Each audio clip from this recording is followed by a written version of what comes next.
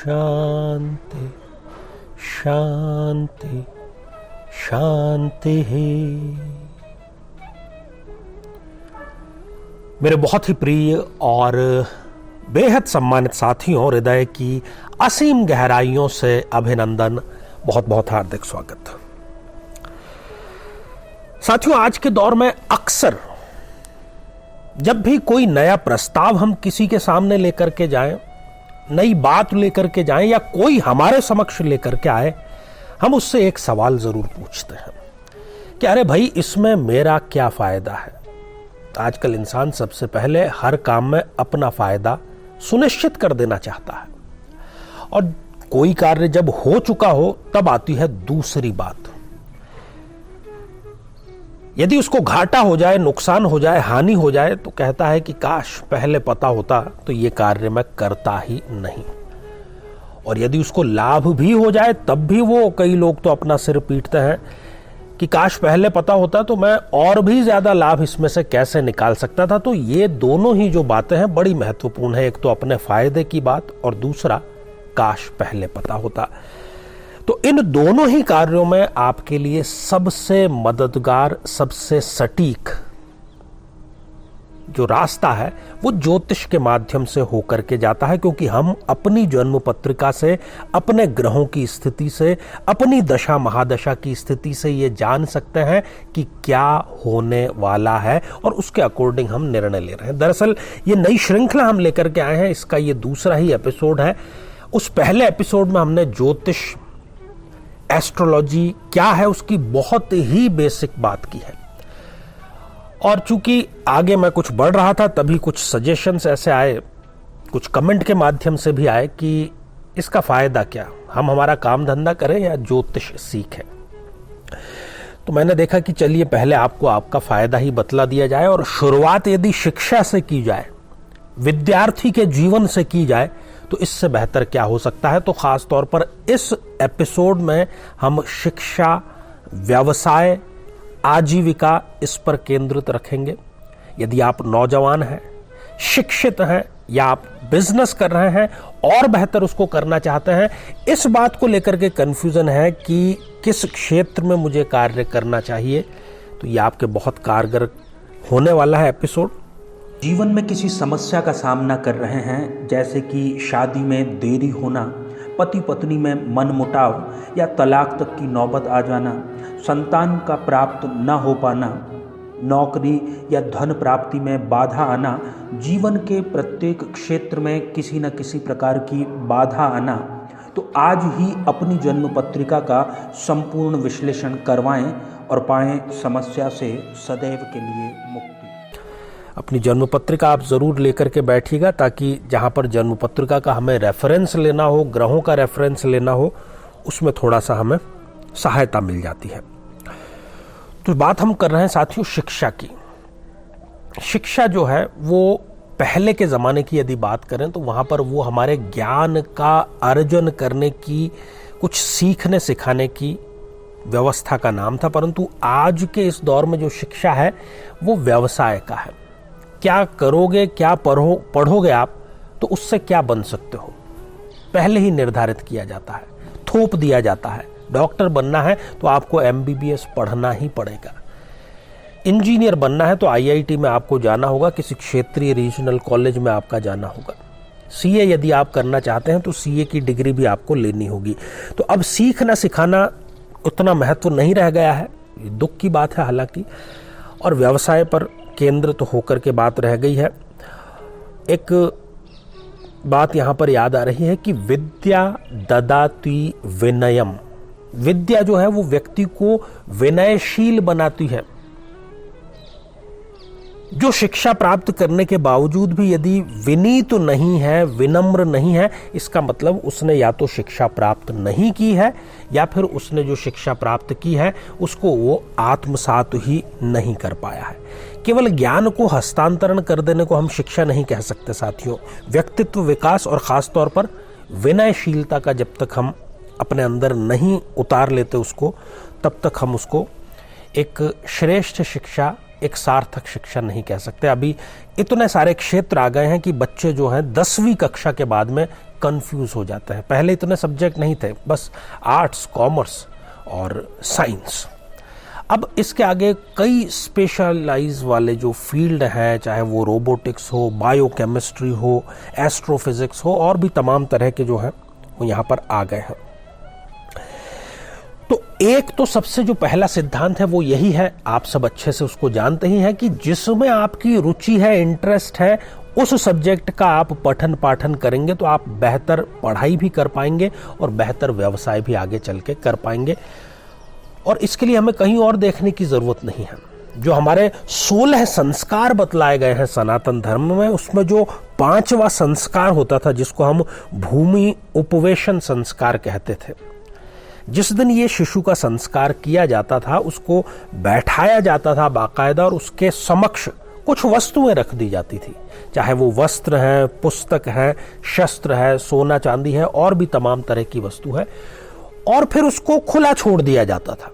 ऐसे में वो शिशु सर्वप्रथम जाकर के अपने हाथों से जिस वस्तु को उठाता था, तो वो इस बात की सूचना होती थी कि उसको उस क्षेत्र में रुचि है, शस्त्र के क्षेत्र में रुचि है, वस्त्र के क्षेत्र में रुचि है, या किसी मेटल में रुचि है, तो उसी के अनुसार फिर अकॉर्डिंगली उसकी शिक्षा दीक्षा होती थी। कितनी खूबसूरत और कितनी सार्थक बात थी। हम अपने संस्कार भूलते चले जा रहे हैं।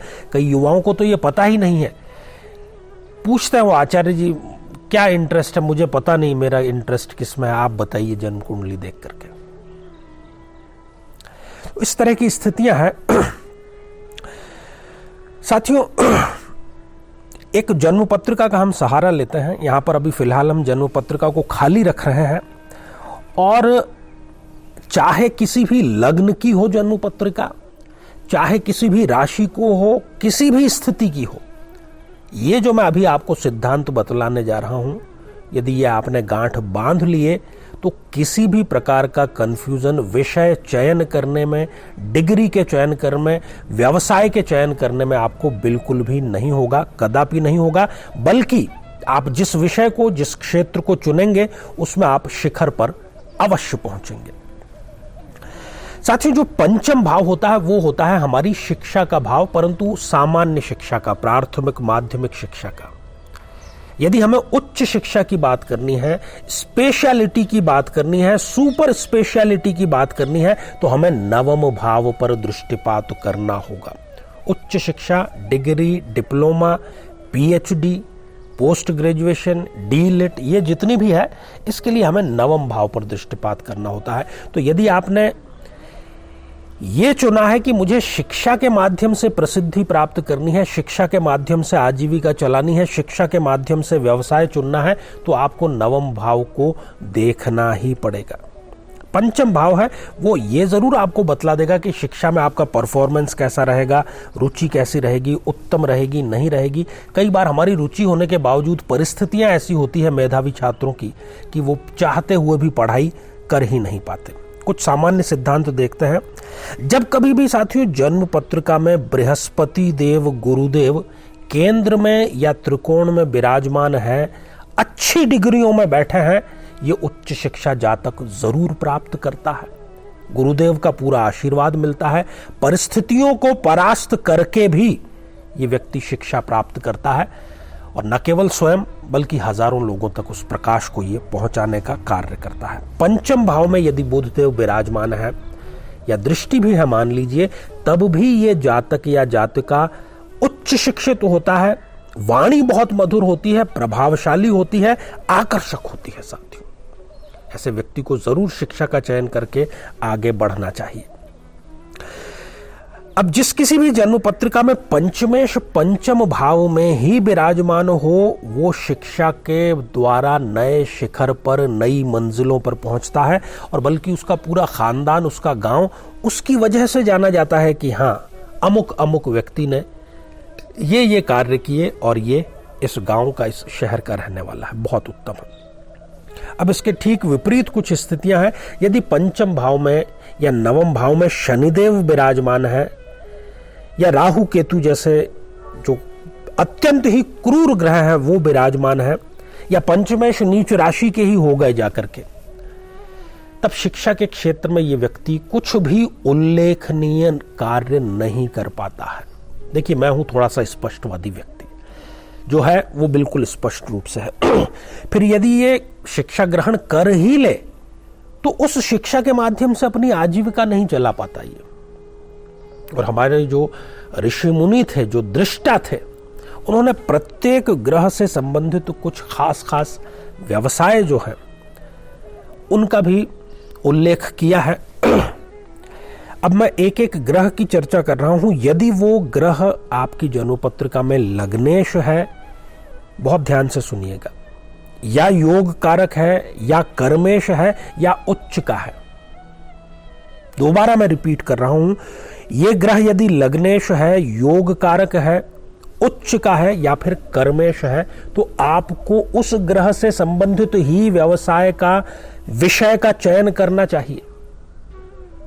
जैसे कि सूर्य जो है उसके व्यवसाय माने गए हैं खासतौर पर प्रशासन से संबंधित और राजनीति से संबंधित। लग्नेश है, कर्मेश है, उच्च का है, तो आपके लिए राजयोग कारक है, उससे संबंधित ही आपको कार्य करना चाहिए।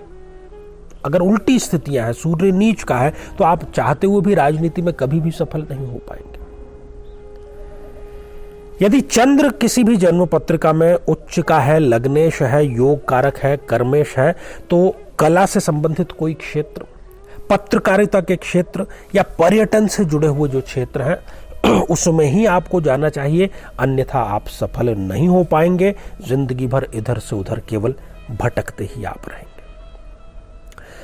मंगल देव यदि फेवरेबल है, योग कारक है, लग्नेश है, कर्मेश है, उच्च के हैं, तो आप या तो बहुत बेहतर शल्य चिकित्सक बन सकते हैं, बड़े पुलिस अधिकारी बन सकते हैं जैसे कि आईपीएस वगैरह, या सेना में आप किसी उच्च पद को प्राप्त कर सकते हैं। इसकी ही आपको पढ़ाई करनी चाहिए और यही व्यवसाय आपको अपनाना चाहिए।